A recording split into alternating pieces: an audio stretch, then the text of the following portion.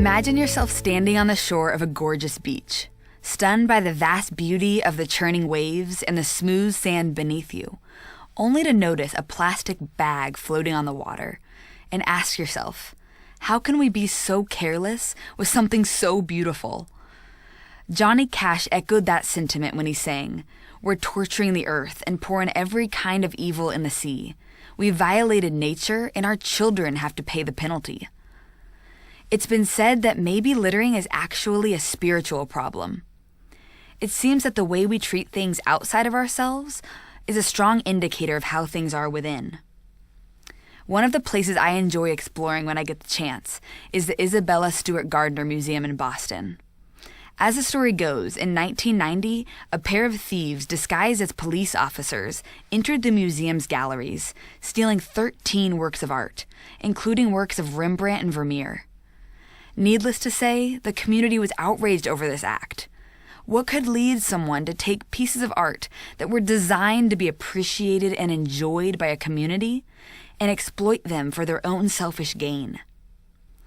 Martin Luther defines sin as humanity curved in on itself, seeking its own ends. In many ways, this is what happens when we feel entitled to something, like it's there for our taking or consuming. Entitlement almost always leads to exploitation. And that's exactly what we do when we take creation, which is a gift, designed to be appreciated and enjoyed by all of us, and neglect it. Throughout much of the 20th century, the environmental efforts have mainly been driven by the green movement. I've actually met people who think Christians have largely distanced themselves from environmental issues. They say, Christians are so concerned with converting people that they completely neglect the environment. While that might be true of some, the Bible really leaves no room to justify a careless attitude towards creation. In the first pages of Genesis, we learn that the very beauty and complexity of this universe is a direct result of God's generous and creative activity. It's a gift from God to us.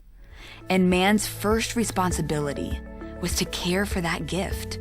It was an act of worship, of gratitude, and it was also a witness to future generations of God's provision.